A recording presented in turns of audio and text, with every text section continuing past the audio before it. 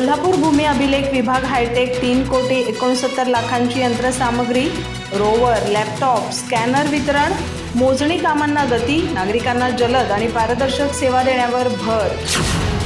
कोल्हापूर येथे भूमी अभिलेख विभागाचे कामकाज अधिक अचूक, वेगवान आणि पारदर्शक करण्यासाठी 3,69,00,000 रुपयांच्या अत्याधुनिक यंत्रसामग्रीचे वितरण पालकमंत्री प्रकाश आंबेडकर यांच्या हस्ते करण्यात आले।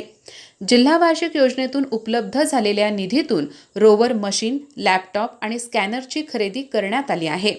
या कार्यक्रमास आमदार राजेंद्र पाटील यड्रावकर, निवासी उपजिल्हाधिकारी गजानन गुरव, जिल्हा अधीक्षक भूमी अभिलेख शिवाजीराव भोसले, उपजिल्हाधिकारी शक्ती कदम, उपमुख्य कार्यकारी अधिकारी जयवंत उगले तसेच प्रांताधिकारी, तहसीलदार आणि गटविकास अधिकारी उपस्थित होते। भूमी अभिलेख कार्यालयातील मोजणी कामांमध्ये होणारा विलंब आणि अद्ययावत साधन सामग्रीची कमतरता लक्षात घेऊन जिल्हा नियोजन समितीमार्फत निधी उपलब्ध करून देण्यात आला।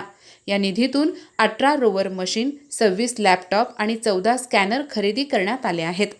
पूर्वी एका रोटरवर 3 कर्मचाऱ्यांना काम करावे लागत होते, मात्र आता पुरेशा साधनामुळे कामकाजाचा वेग वाढून प्रलंबित प्रकरणे जलद गतीने निकाली निघण्यास मदत होणार आहे।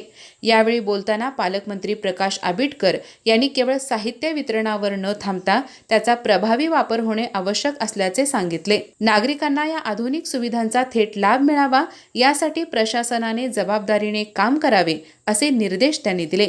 तसेच 10 जून रोजी विशेष आढावा बैठक घेऊन या यंत्रसामग्रीच्या वापराचा आढावा घेतला जाणार असल्याचे त्यांनी स्पष्ट केले।